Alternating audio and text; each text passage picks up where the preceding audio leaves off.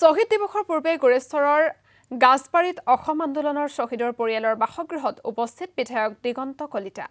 অসম আন্দোলনত আত্মবলিদান দিয়া শ্বহীদ মণিৰাম ডেকাৰ জীয়ৰী প্ৰমীলা ডেকা বৰ্মনৰ বাসগৃহত উপস্থিত হৈ শ্বহীদগৰাকীৰ আত্মবলিদানক স্মৰণ কৰে বিধায়কগৰাকীয়ে।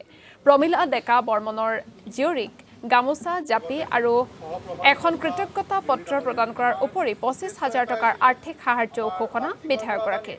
লগতে পোষ্টমেলন কি বস্তু নাজানো বুলি কংগ্ৰেছৰ জ্যেষ্ঠ নেতা দেৱব্ৰত শইকীয়াই কৰা মন্তব্য সন্দৰ্ভতো প্ৰতিক্ৰিয়া প্ৰকাশ কৰে বিধায়ক দিগন্ত কলিতাই।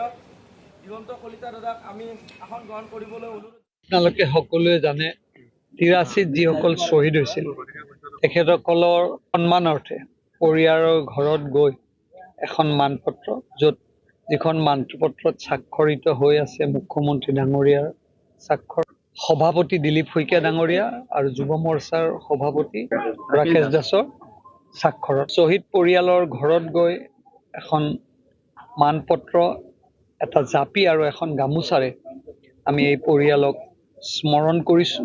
সেই শ্বহীদক স্মৰণ কৰিছোঁ যি শ্বহীদে ৮৩ অসম আন্দোলনত এক ডাঙৰ ভূমিকা লৈছে। আৰু এই উদ্দেশ্যি অহা ১০ ডিচেম্বৰত গুৱাহাটীত এটা ন্যাস খুব সুন্দৰকৈ অসম চৰকাৰৰ মাননীয় মুখ্যমন্ত্ৰী ডক্টৰ হিমন্ত বিশ্ব শৰ্মা ডাঙৰীয়াই আনুষ্ঠানিকভাৱে উন্মোচন কৰিব। তাত শ্বহীদ পৰিয়ালসকলক আমি আমন্ত্ৰণ জনাইছোঁ। লগতে আমি সকলোৱে উপস্থিত থাকিম।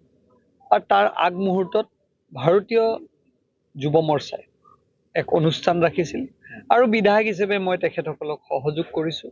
২৬ নিৰ্বাচনৰ বাবে কংগ্ৰেছত কোটি কোটি টকাৰ খেল খেলিছে, বিধায়কৰ পদৰ বাবে কোটি কোটি টকাৰ খেল আছে।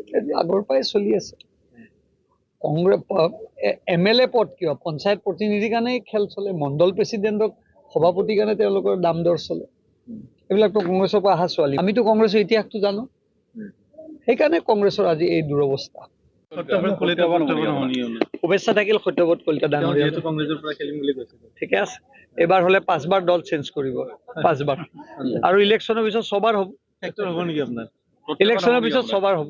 অনুষ্ঠান আছে ইতিমধ্যে সামাজিক মাধ্যমত কেইবাজনে সমালোচনা কৰিছে আৰু দেৱব্ৰত শইকীয়াও কৈছে, কংগ্ৰেছ নেতা, তেওঁ চিনি নাপাওঁ বুলি কৈছে। প্ৰশ্ন চাওক, শিল্পীক চিনি পাওঁ নাপাওঁ কথাটো আচলতে শুবা নাপায়। শিল্পীয়ে অসম চৰকাৰে ইয়াত সহযোগিতা কৰিছে, কি ফিল্ডখন দিছে, ব্যৱস্থাখিনি কৰিছে, বাকী কোনো ধৰণৰ ব্যৱস্থা কৰা নাই। নহ'লেনো মই ইয়াত থাকোঁনে আজি?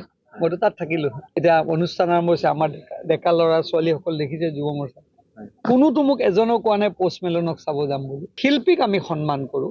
যদি এখন দেশৰ শিল্পী আমাৰ অসমলৈ নাহে, অসমখনৰ কথা কেনেকৈ জানিব? আদান প্ৰদানটো হ'ব লাগিব। আজিৰ আধুনিক যুগত পোষ্টমেলনকো জানিব লাগিব, জুবিন গাৰ্গকো জানিব লাগিব, ডক্টৰ ভূপেন হাজৰিকা